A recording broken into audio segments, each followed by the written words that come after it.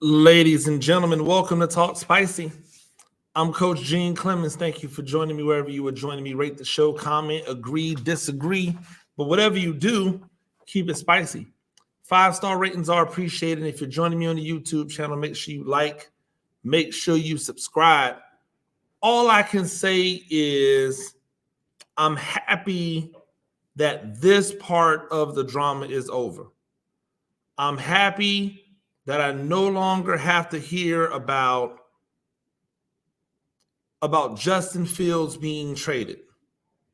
I'm happy that I no longer have to listen to people act like experts about how good this dude is, while also simultaneously ignoring how good he's been, right?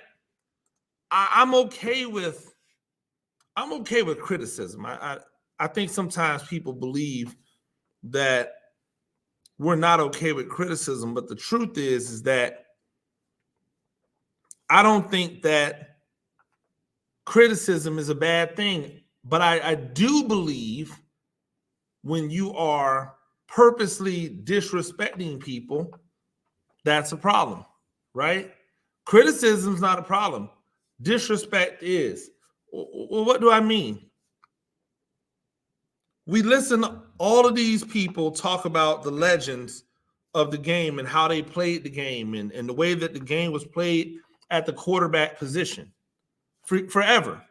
Like, don't give me it was a different game back then and blah, blah, blah. Since they started passing the ball regularly, all of these people that we have in the Hall of Fame, they all tell us that that you have to play the game a certain way in order to win big. But none of them tell you that playing the game that way comes with time. The interesting part of this the interesting part of this argument for me, right, is how adamant and how fervent certain people are about the way that the game has to be played at the quarterback position, while simultaneously not allowing people the opportunity to grow into that position when everybody, almost everyone not named Patrick Mahomes, has had to come into their own. And by the way, if we're being honest about it, right? Patrick Mahomes does not play the game the way that people say you should play the game in order to win championships. I digress. I'm going to come back to that. So Justin Fields has been traded. And so now that Justin Fields has been traded, it is believed, right? It is believed that they will go ahead and take another quarterback in the draft. Well, who are they going to take? Right? Everybody says one name. And then you all of a sudden now are starting to hear other names, but we all know it's one name, right? Here's the problem. Here's what we're not going to be able to do when we talk about Justin Fields' time in Chicago. We're not going to be able to judge Justin Fields' time in Chicago based off of what Caleb does when he becomes the Bears quarterback. Why? Because whomever the next Bears quarterback is, he is going to inherit a much better team than Justin Fields left. Remember, ladies and gentlemen, Justin Fields only got 1 year with an elite level receiver. There's reason to believe that the Bears are going to add another elite level receiver to go with Caleb Williams and to go with the elite level receiver they already have on the team. You add that in with the addition of DeAndre Swift, right? Cole Kmet back in the fold, even though he drops too many passes for my liking. And all of a sudden, the weaponry around a quarterback looks different. Now, I want you to do this. I want you to imagine for a second, right? If the Bears would have had patience. And instead of using the number 1 overall pick to take another quarterback, right? Instead of doing that, why not wait out another year with Justin Fields with whatever weaponry you were able to put together with all of the draft pick assets that you had? Because Caleb Williams coming in means that's one less weapon you can get for Caleb Williams. But if you kept Justin Fields, who already showed that he knows what to do with a number 1 receiver, right? He already showed he knows what to do with a number 1 receiver. DJ Moore out there balling once you allow Justin Fields to be the quarterback. He's already showed you he can change the game with his legs, right? What has he been missing? Consistent weapons to get the ball to. We're not even talking, this is before we even get into offensive line. And no, I don't give a damn about how much he gets sacked. If people out there don't care how many interceptions Kurt Warner threw every year, while he talks about playing on rhythm or in phase or whatever you want to call it, if nobody cares about how many interceptions Kurt Warner was out here throwing, if nobody cares about how many interceptions Eli Manning was out here throwing, if nobody cares about all of the interceptions Peyton Manning threw in his first few years, if people are still out here giving Baker Mayfield $100 million contracts, if we're still out here giving marginal to quarterbacks big money, why are y'all still talking about how many sacks a quarterback takes? If we're not going to talk about interceptions and how detrimental interceptions or turnovers in general are to an offense, then let me guess, turnovers only matter when Jameis Winston throws. Turnovers don't matter for anyone else. The only time they matter is when Jameis Winston does it. Jameis Winston has 30 interceptions. Oh my gosh, it's the worst ever. Somebody has 28 interceptions.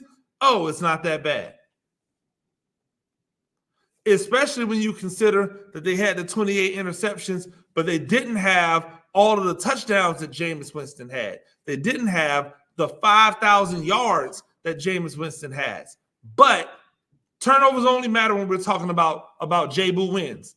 I get it. Cool. Back to the thought process. So now you have a guy in Justin Fields who could be there. You could take the number 1 pick, trade the number 1 pick, and get a bounty because everybody believes that Caleb Williams is the heir apparent.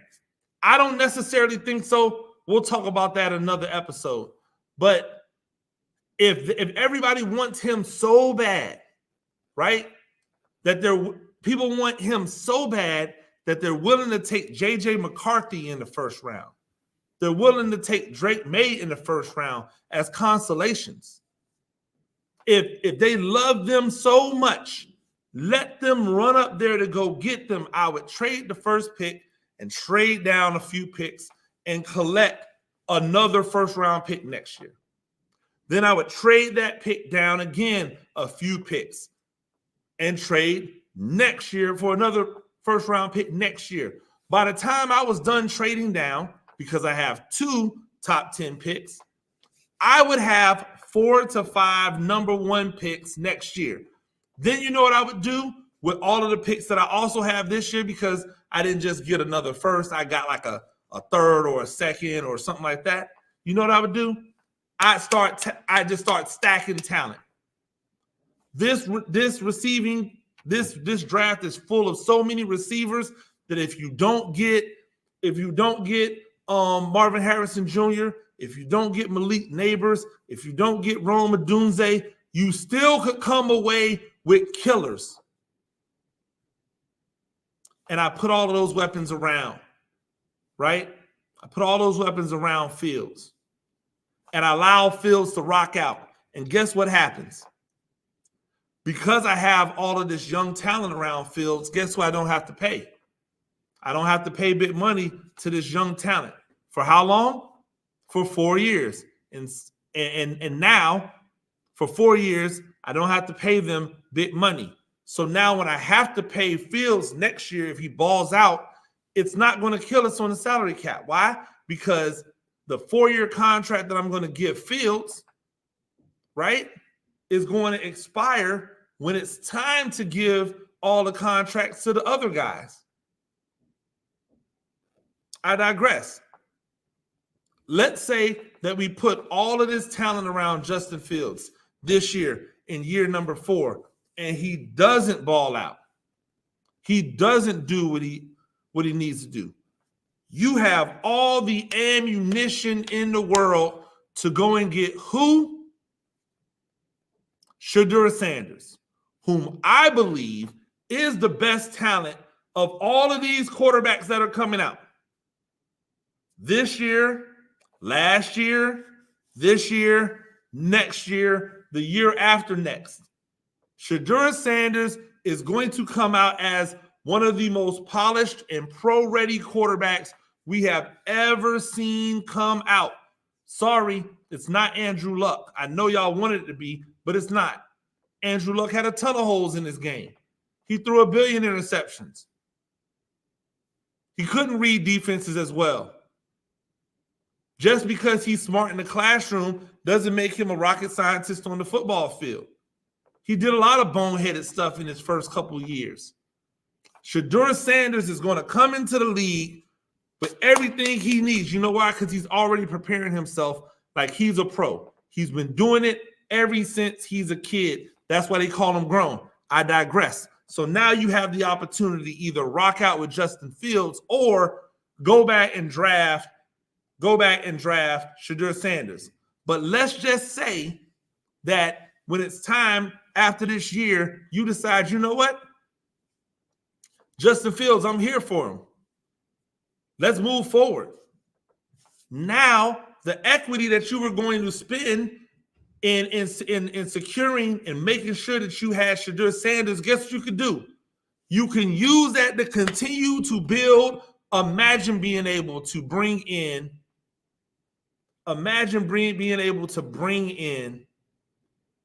5, possibly 6 first-round talents onto a team where you just added several first-round talents the year before and the year before that. It would be an embarrassment of riches. Instead, Ryan Poles decided, nope, we're going to hit the reset button. We're going to do this thing, and we're going to do this thing. We're going to do the predictable thing that we do. Why? Because we have no patience, we have no imagination, and we do not develop talent. And that, my friends, is the new NFL. In the new NFL, we don't develop talent, we have no patience, and we have no imagination.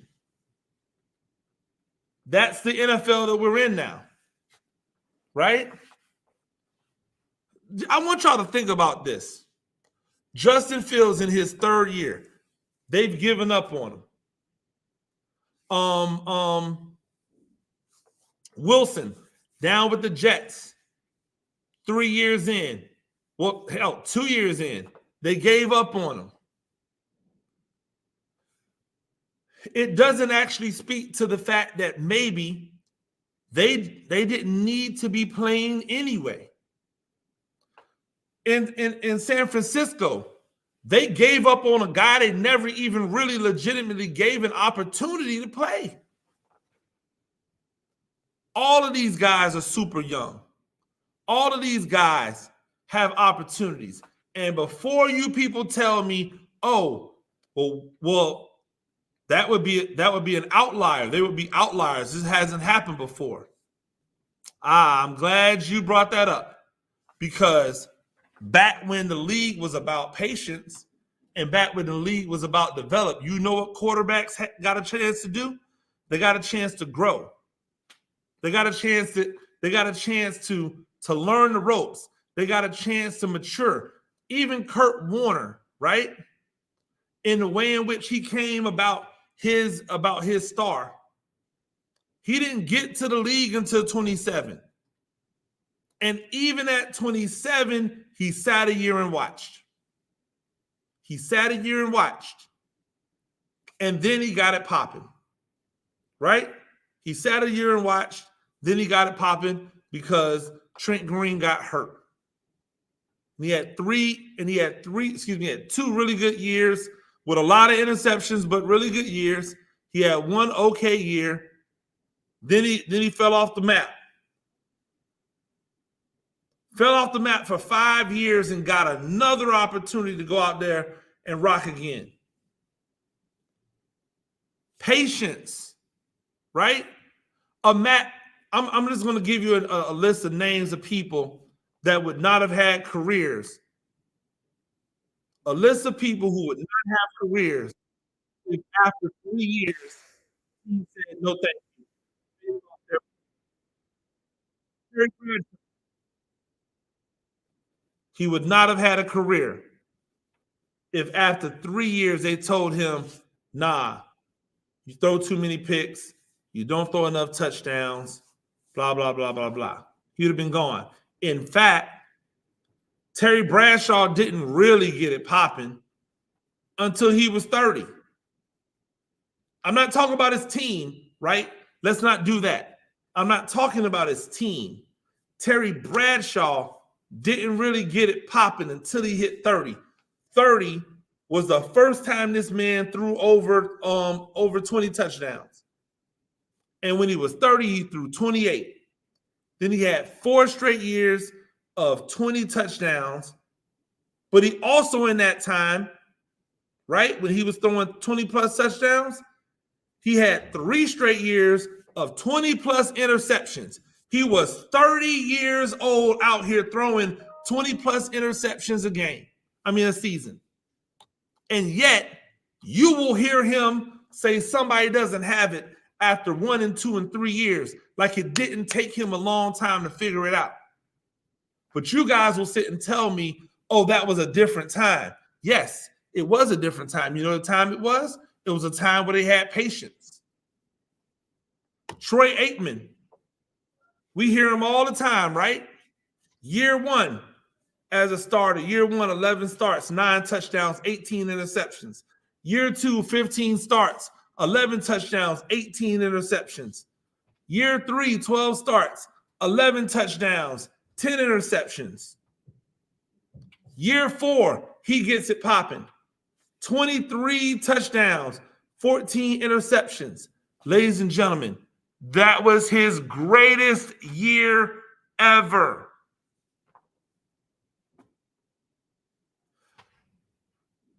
That was his greatest year ever. At 26 years old, he never duplicated that level of production again. He didn't come close. Not even close. His closest season to the production he had at 26 was 31 years old. You're going to hear this 30-31 a lot. Stay tuned. Joe Montana came into the league 23 years old. Not at 20, not at 21, 23 years old. His first year, he chilled. His second year, half the starts. His third year, he got it popping. 19 touchdowns. That was his contribution. 19 touchdowns, 12 interceptions. 27, he finally got over 20 interceptions. Then it was 26, 28, 21. Every one of those years had double-digit interceptions. His greatest year was the year after he missed a bunch of games with significant injury. At 31 years old, he threw 31 touchdowns and 13 interceptions. At 31 years old, he threw 31 touchdowns and 13 interceptions. Steve Young, we've already talked about Steve Young in the world We've mentioned the fact that he had to wait, that he had to get it together. 2 years in Tampa Bay, both of them bad. Came over to San Francisco and got a chance to chill for 5 years before at 31 years old, he got it popping. He was dumpster juice for 7 years. Nobody thought he would be anything for 7 years. Actually, no, that's not true. For 6 years. Year 7, he comes in. Year 7, he comes in, right?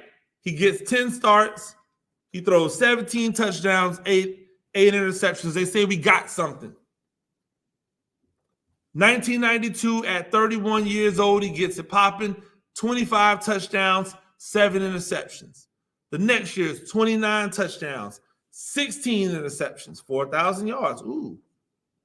The next year, almost 4,000 yards, 35 touchdowns, 10 interceptions.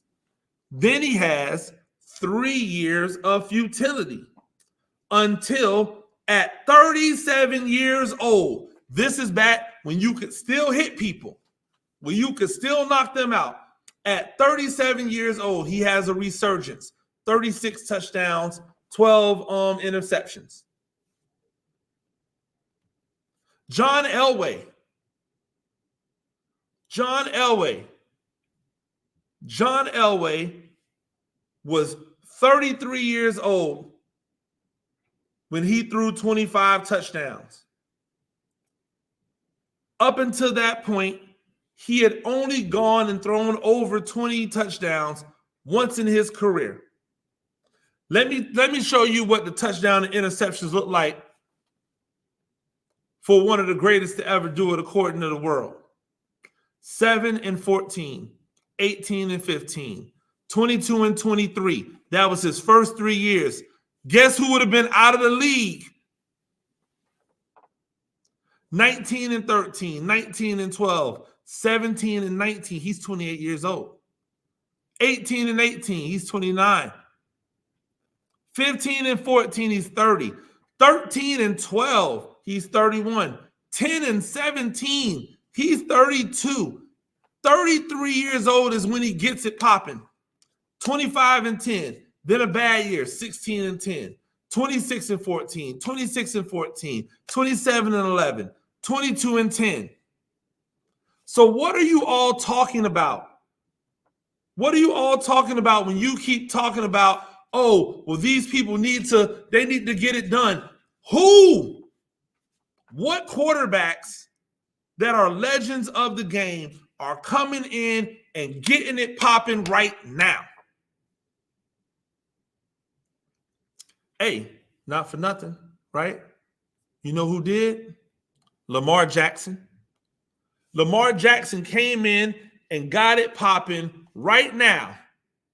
And at every single turn, when Lamar Jackson came in and got it popping right now, at every single turn, people out there have told us how much he has to get better, how he has to adjust his game, how he has to play more on rhythm or on in sequence, on timing.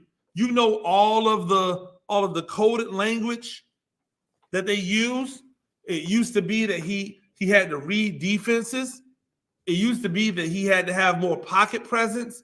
He had to have more awareness in the pocket.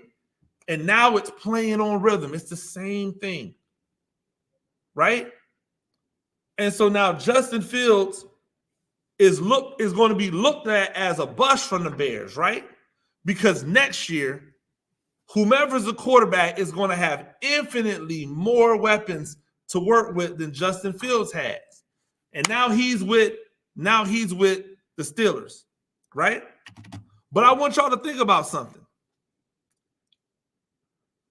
Why do we believe that Justin Fields should have come to the league and been ready to start immediately? Why do we believe that Wilson should have been able to come to the league and start immediately?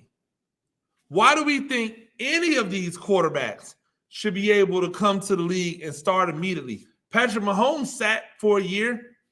Best thing that probably ever happened to him. Alex Smith sat, right? He started, then he sat, then he got a job again. It didn't take him till he was 30-something years old, though, like it took Geno Smith.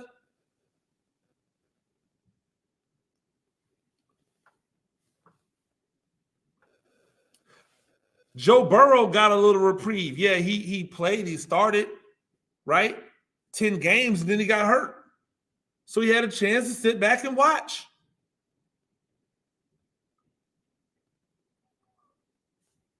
What are we talking about? Right? What are we talking about? Name them quarterbacks that are just coming in and lighting it up. You want to say Justin Herbert came in and lit it up? While you're saying that he's coming in and lighting it up, statistically, I could say he came in and blew a lot of games. He blew a lot of games. So who cares if he's throwing for a lot of yards, if he blows a lot of games? Isn't that what you guys told us about Jameis Winston? Isn't that why Jameis Winston can't get another starting job? Because he blew games? Why is Justin Herbert not held to the same standard? He has way more talent on his team than Jameis Winston had most of his career.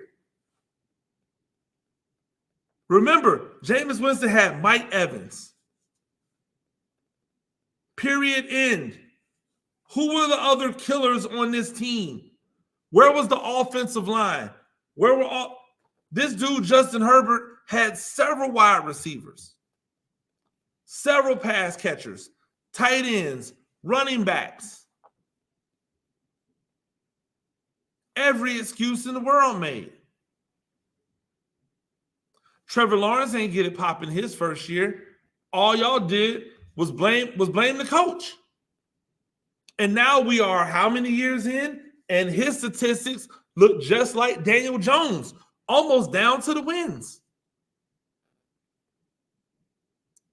So if nobody is getting it popping when they enter the league, why are we expecting these players to come in and be immediately effective, especially when Kurt Warner has sat here and told us that no colleges are running any type of NFL schemes, that quarterbacks at the college level are not being asked to make NFL reads, that he has a tough time evaluating the position because they're not being asked to do anything commensurate with what they're being asked to do in the NFL.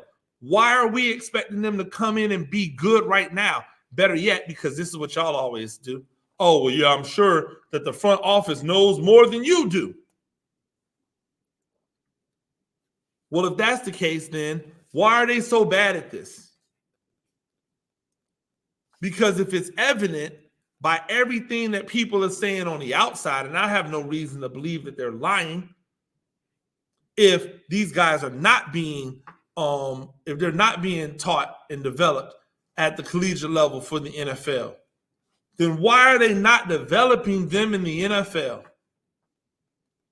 The New York Giants had a great situation in place, and they purposely screwed it up, right?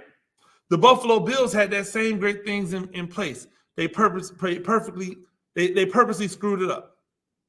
The Buffalo Bills, remember, Buffalo Bills had Tyrod Taylor as their starting quarterback, who drugged their team to the to the playoffs while they were actively trying to tank. They were still able to draft to draft Josh, right? They were still able to get the quarterback they wanted. But instead of keeping Tyrod and allowing him to be the success, allowing the quarterback to be the successor, they got rid of Tyrod. They brought in a guy not ready to play. They struggled until he got it popping, but now they have it popping, and he still hasn't really ascended. Right? He's being pushed to a level that he has not actually ascended to. The New York Giants had a similar situation in place because they had Eli Manning. But remember, somebody wanted to bench Eli Manning, and they wanted to give a young guy who had come over to the team from the Jets named Geno Smith an opportunity to start. And the fans killed them, even though we all knew Eli Manning was washed. We all knew it was time to look for the future. But the idea of benching Eli Manning for Geno Smith was so far-fetched that we couldn't do it. We had to go out and get an Eli Manning clone in order for us to feel good about benching Eli Manning for another quarterback. Instead, you had Geno Smith there. You could have used the assets that you used, right, to build around Geno Smith. And now, if Geno Smith doesn't work out, you have a successor that leads into another quarterback. Instead, no, we don't do that. We don't do that at all. We don't even try to do it. We just continually do the thing where we get rid of somebody, we bring someone in, and we think it's going to be better, even though we have absolutely no clue on whether or not it's going to be better. You know why? Because nobody is developing talent. Not if you want them to be ready and fly and the greatest in 3 years. If you're not even going to, why do you think the rookie contract is structured the way that it's structured? It's structured so that you give them years to get right at a low number before you have to pay them the big money. Instead, you idiots have used it as a reason to reset before you get to the big money. But why reset before you've given it the chance to develop? Why? Because it's no patience. It's no development. Why do you think the transfer portal in college is so popular at the quarterback position? There's no patience. There's no development. Cam Ward gets to go from Incarnate Word to Washington State to Miami. Why? Because Washington State does not want to develop a quarterback. They want somebody to come in and be ready-made. Miami doesn't want to develop a quarterback. They want somebody to come in and be ready-made because they're trying to keep their jobs. And because there's no job security at the head coach position, unless you go to Texas A&M and fail and they give you damn near $100 million just to go away. There's no protection for the coaches other than the guaranteed contracts. And because there's no protection for the coaches, there's no protection for the players. And so Justin Fields gets to go to the Steelers, where now, for the first time ever, Mike Tomlin looks like he had his hand in actually picking some of the groceries. Russell Wilson is there on a 1-year, no money deal. Justin Fields is there essentially on a 1-year, little to no money deal. And the succession plan seems to be in place. Hey, Russell Wilson, go out there, ball out, go find you a payday somewhere else. Justin Fields gets a chance to hit the reset button, learn, and then go and rock out.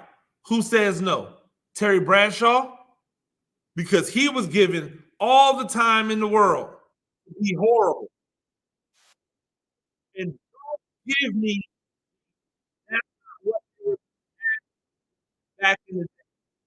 Terry Bradshaw threw for 3,700 yards in 1979. He threw for 3,700 yards in 1979. Don't give me that they weren't being asked to do this. Terry Bradshaw had 472 attempts in 1979. That was his greatest yards total ever. He threw 26 touchdowns. He threw 25 interceptions. Yet, you people tell me Jameis Winston can't play in the league because one of his seasons he went over 30. But in no other season did he ever even get over 20. He was never over 20 in any other season. But he had 30 the one year when he threw for 5,000 yards and he threw for 30 some odd touchdowns. And he could never play again. Justin Fields, before he got hurt last year, was leading the league in touchdowns. He was leading the league in touchdowns. He got hurt. The season ended the way it ended. And now he's a bust. People, he can't play. He's not good. He can't read. You can say that he can't play and that he did the best that he could at the same time. You can say this is the best move to make. How is this the best move? We don't even know if Caleb Williams is good. You guys told us that Trevor Lawrence was the next coming. You told us Trevor Lawrence was going to be the next great thing. Everybody that you have told us was going to be the next great thing has turned out to not be the next great thing. Baker Mayfield, right? You told us he was going to be the next great thing. Oh, you didn't? Then why did he go number 1 overall? Right? Josh Allen was the first time I heard people say, hey, forget about completion percentage. Every other year, it's been, he's not very accurate. Josh Allen was the first time I heard, throw the accuracy numbers out of there. We changed the game. We changed the narratives. Guys have been given. Oh, and by the way, just in case you guys think that I went and cherry-picked these names, John Elway and Steve Young and Joe Montana and Troy Aikman and Terry Bradshaw and Joe Burrow. Literally, those are just some of the first names that popped to my head. If you want, if y'all are following me somewhere where you can make a comment, leave a comment and just name a quarterback. Just name a quarterback. Name a great. Name a great. Most likely, they had some growing pains. And most likely it took longer than just a year or 2 or even 3. And if it didn't, then guess what? Those are the outliers, not the other way around. And so until NFL teams start actually developing quarterbacks, right? Until they stop trying to treat them as if they are handicapped by what they weren't even asked to do in college, until they stop acting like they don't have time to teach them the nuances of the game at the position the way they want it to be done, until they figure out they need to adapt their offenses to better suit the talent that they are receiving at this level, people are going to struggle. Players are going to struggle. The ones that have the pressure on them are definitely going to struggle. That's why you see the people having success who are not first-round draft picks. There's no pressure. They come in with nothing to lose. Oh, and by the way, not only do they come in with nothing to lose, but most times they come in with a built-in excuse when they don't do well. Oh, you got to remember he's a 7th round pick, because that's what we hear all the time in San Francisco. Well, you know, Brock Purdy, 7th round pick, he's doing phenomenal. Yo, that's out the window. It's out the window. You can't have it both ways. These old legends can't sit here and tell me, oh, well, this is how it's got to get done, and he can't do this after 1 and 2 and 3 years, when I go and look up their resume and see that they could not do this after 1 or 2 or 3 years. Now, I will tell you, this is the honest me. I ain't watched a lot of Terry Bradshaw because I wasn't alive. But I was here for Troy Aikman.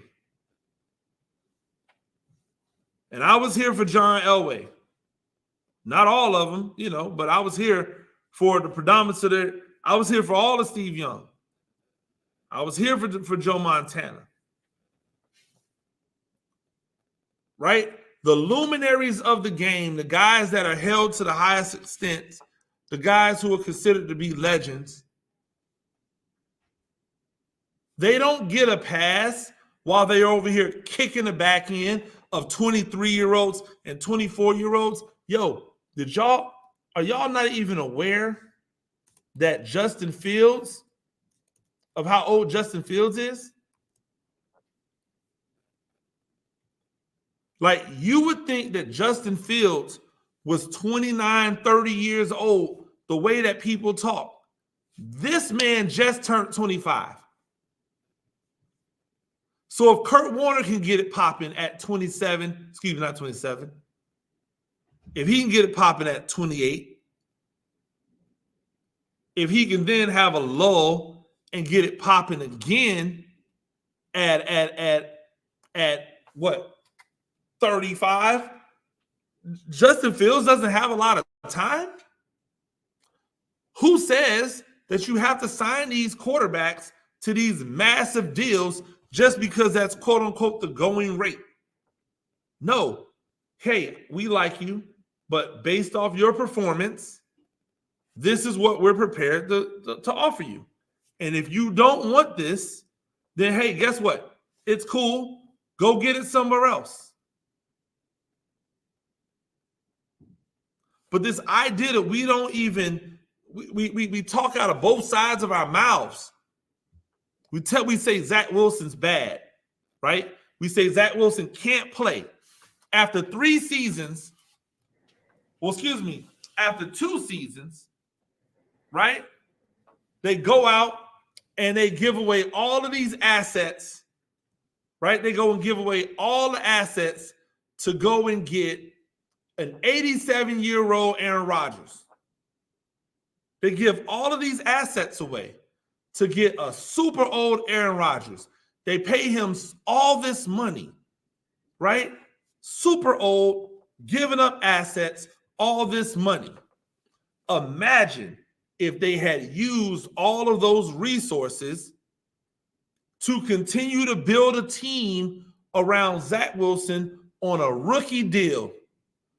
And if it doesn't work out this past year, and in year 4, now you are set up to do what? Dun, dun, dun, dun, go after Shedeur Sanders with all of these weapons around. Go after the ring when you really need to go after the ring. Don't force the ring. People will tell you, oh, you should be forcing it, but it's not the truth. There are supreme talents every single year in the draft at quarterback. Every single year, there's a talent at quarterback. And if you don't believe in them as a first-round talent, then don't take them in the first round. I don't care how much promise J.J. McCarthy has because he just wasn't asked to do that at Michigan. I'm not taking him in the first round. Why? Because I have no clue as to whether or not he can do it at a high enough level for me to put that type of pressure on his head.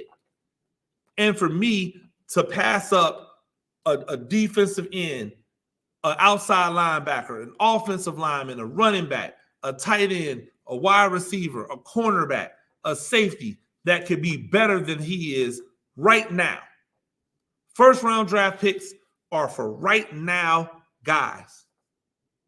And if you're going to take a quarterback and you think he's generational, then why would you not mind waiting a year or 2 or 3 or 4 for him to be generational? If you have to wait 5 years, right? Right? Think about this. Think about this. If I told you right now, hey, I'm going to give you Steve Young. I'm going to give you Steve Young. But you're going to have to wait through 7 years. You're going to have to wait through 7 years before he really gets popping. But once he gets it popping, you're going to get 7 years or 6 years of Hall of Fame play. You're going to just have to bear with him for 7 years. He's just going to be on your roster. I'm not saying you got to play him, you got to pay him, or you got to play him, but he's going to be there. But man, when he hits 31, for the next 6 years, you're good at quarterback. You not signing up for that? Nah, of course you're not. And that's what we're talking about. No patience, no development. And until you dudes in those suits, in those front offices, stop trying to do the microwave thing with your football team, you're going to continue to have failures because you all can't catch lightning in a bottle. It's impossible. Ladies and gentlemen, that's Talk Spicy. I do this thing a few times a week. Rate the show, comment, agree, disagree, but whatever you do, keep it spicy. 5-star ratings are appreciated. And if you're joining me on the YouTube channel, make sure you like, make sure you subscribe. Till next time, peace.